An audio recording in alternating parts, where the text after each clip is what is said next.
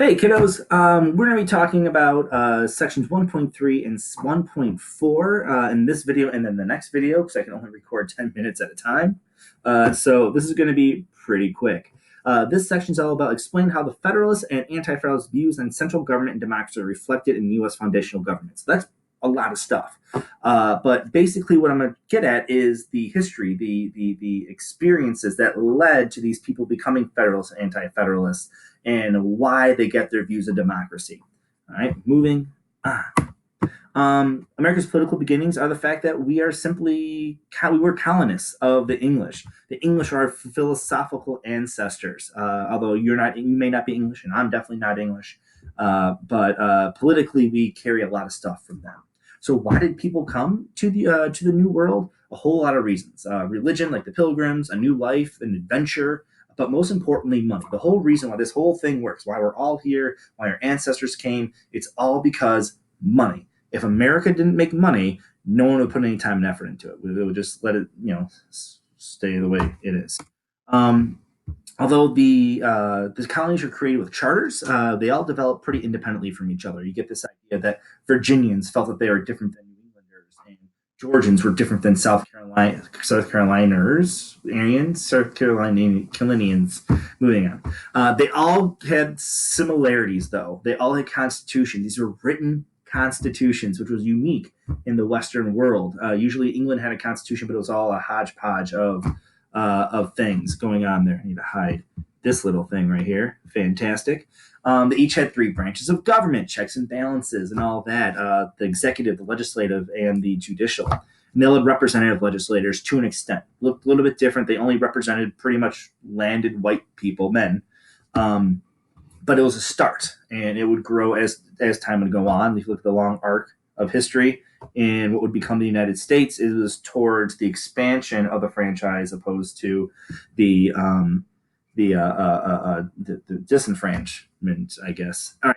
So all these slides, what you have to know is basically why were they similar? Well, they had the same backgrounds. They all had English backgrounds when they created this, so it makes sense that you have these laws that you've already created out there that you would come and just make a government that would look like the government that you recognize. It's pretty straightforward. And as time started going on, people would not rely on England anymore because if you want a road or deal with something with I don't know, two people dealing with a land dispute, you're not going to wait for the king to make a decision. You're going to have your local government take care of it. So people started becoming much more reliant upon the local governments and not so much the English government. This is talking about the Magna Carta and the English Bill of Rights. Essentially, these are documents that were part of the English Constitution to help establish limited government. And this is a tradition that we as Americans or English colonists earlier on took on and really took hold. They based their governments off of that. But they basically developed independently and they started to become American Englishmen. And this is just a map if you didn't know where things were. They pretty much relied on self-rule, the colonists did, and England was totally cool with it as long as they were making money. And that's the biggest thing. As soon as money started getting involved, this is when poop hit the fan, if you will. How do we go from happy little Englishmen to independent, angry Americans? Well, there's a bunch of dominoes that you have to hit. First off, we used to be worried about the Native Americans, used to be worried about the French, or they were worried about us, but whatever. In 1756, there were some land disputes in like the Ohio region, and there was a war between the French and Indians and us. The English, I say us, but the colonists. We beat them. The colonists beat them, and there's no more existential threat. There's no other people you had to worry about. So we were a little more worried about facing inward and seeing if there's any issues that we had within our colonies or England. The British started to tax us because we had to pay for the French and Indian War, and we didn't like that very much. So that was upsetting, and you guys know about the tea tax and the Stamp Act and yada yada. There was the Proclamation Line of 1766, which was this red line. Americans wanted to expand westward, taking land away from people who were already there, the Native Americans. England basically said, okay, so we don't have a war with all of our subjects because the Native Americans were English subjects. Also, they drew a line saying Americans or Englishmen can't go west of this line. We were not happy about that. It was this idea of like the other big government trying to take away our rights.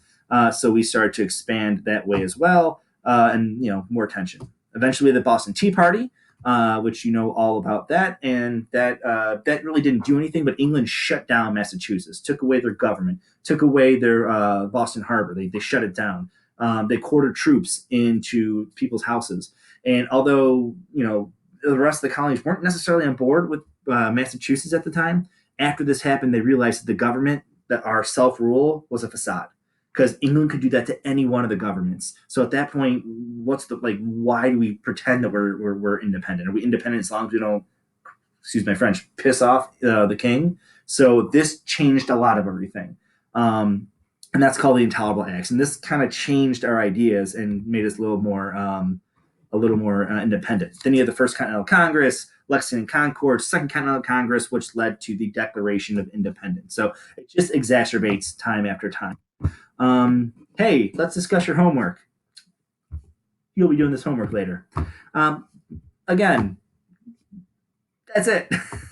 Yeah, so essentially, we're going to be talking about Fed 10 and Brutus 1, which actually comes a little bit later on, but that's fine. But this is kind of how we go from how we started as English colonies, how we moved on to becoming independent minded, and then eventually, when there was tension going on, people like using the teenager parent thing, but I don't have issues with you teenagers, and it's just kind of a stupid metaphor. So I'm just going to say we make the colonists an English metaphor, I guess. But yeah, they really butted heads, and that's where they why we started becoming our own thing. So kiddos, that's it for this video. Sorry, I'm not going to edit any of it, so you're going to get all the ums and the uhs and me looking away and me kind of laughing to myself and whatever. But I'm here by myself with my Pest Dispenser people, and I'm going to go on with that second video for you. Hey! I don't know what I'm doing. How do I turn this off?